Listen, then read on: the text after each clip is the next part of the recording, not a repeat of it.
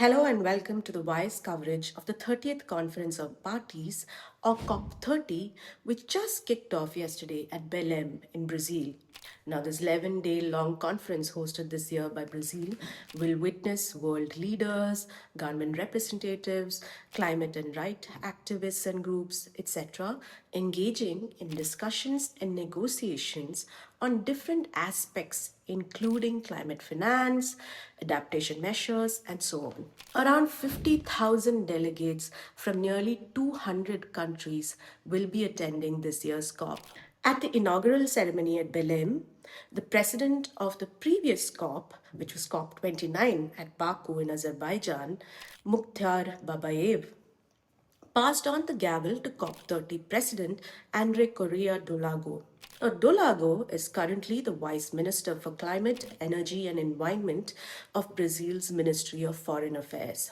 In his plenary speech, Do Lago said that this COP has to present solutions and that it would be a COP of implementation, adaptation, and a COP based on science. COP30 will be a COP of truth, he said. Simon Stein, Executive Secretary of the UNFCCC, also focused on the importance of solutions in his plenary speech on November 10th. The science is clear, he said. We can and must bring temperatures back down to 1.5 degrees Celsius after any temporary overshoot. Lamenting is not a strategy. We need solutions, he added. In his plenary, President Lula defended Brazil's decision to conduct COP30 at Belém, which is located in the Amazon rainforest. Environmentalists have raised grave concerns that this had caused deforestation across huge tracts of the rainforest. It would have been easier to hold the COP in a finished city, but they decided to accept the challenge to conduct it in the Amazon region to prove that if you have a political will and commitment to truth, then there is nothing impossible for men and women, he said. To bring the COP to the Amazon was a very difficult task, but a necessary one, Lula added. He also said that the Amazon is not an abstract entity. It is the home of more than 50 million people, including indigenous communities. Holding the COP in the Amazon would help people understand the importance of the rainforest, he said. Lula also referred to climate deniers in his speech. COP30 will be the COP of truth, and in this era of fake news and misinformation, now was the moment to impose a new defeat to denialists, he said. This was presumably a reference to Donald Trump, the President of the United States, who is a climate denier and has repeatedly made statements to this effect in the past. He has called global warming a hoax. The US has also withdrawn from the Paris Agreement after Trump became president last year and is not participating in COP30. By the end of Monday, Do Lago had cleared the agenda for discussion without much dissent from countries. This is a crucial part of the COP. Day 1 at COP30 also witnessed the call for funding proposals by the Loss and Damage Fund.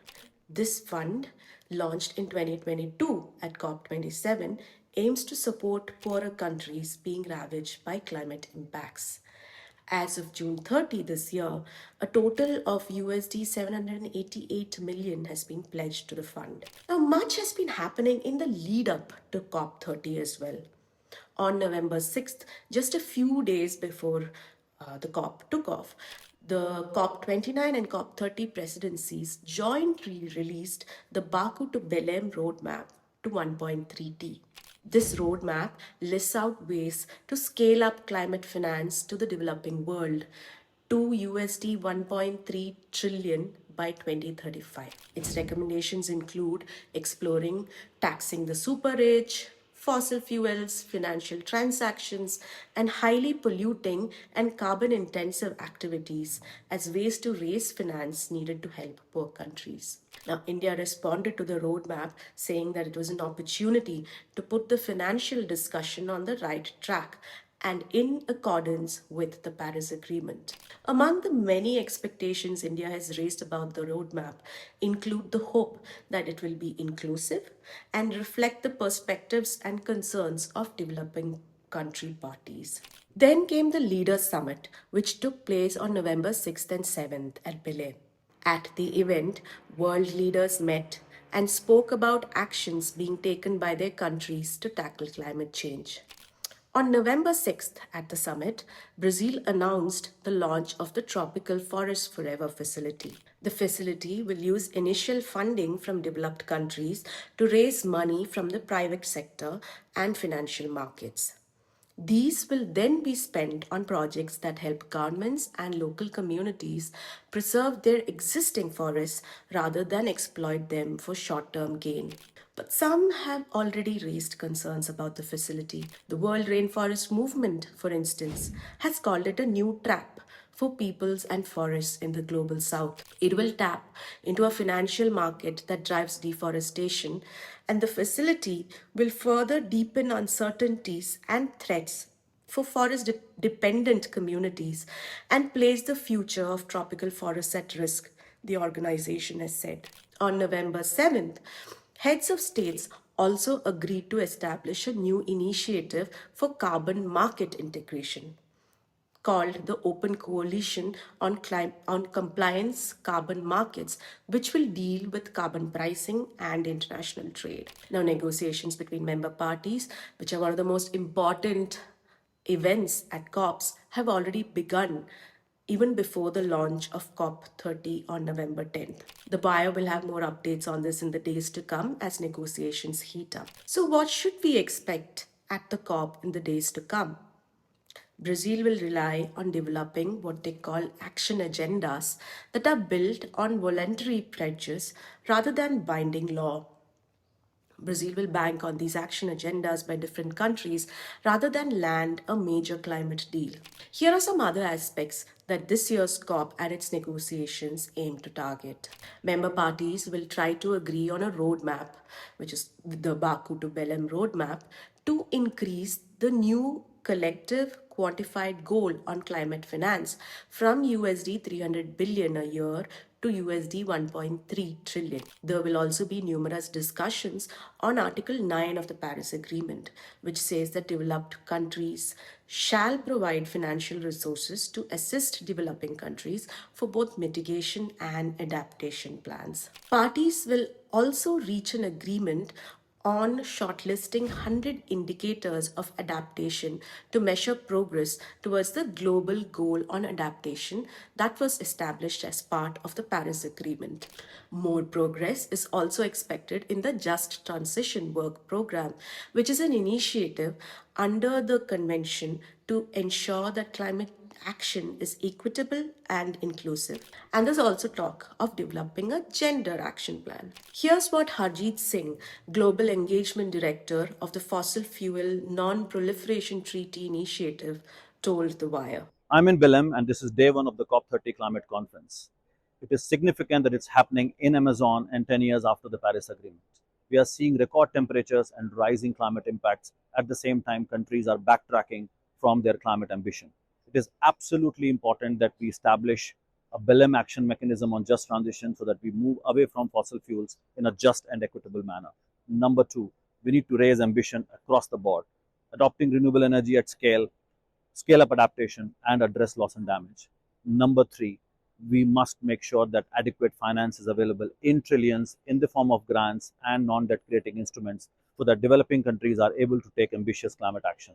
And number four, we must protect multilateralism. If developed countries do not take sufficient action at home based on their fair share and support developing countries, there's going to be a big question mark on the multilateral process, which is something that we cannot afford to see at COP30. Now, here's some information about India at COP30. On November 7th, India gave its statement at the Leaders Summit.